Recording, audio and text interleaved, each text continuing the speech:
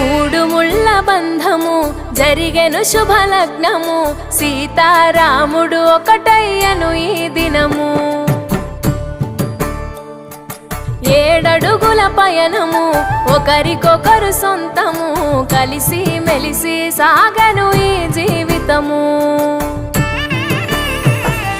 శతమానం భవతి అని వధువరులను దీవించి, శ్రీరస్తు శుభమస్తని అతిథులు ఆశీర్వదించి, పంచాభూతాల నడుమ 2 మనసులేకమయ్యే కళ్యాణం కమనీయమాయను, మాంగళ్యం మహనీయ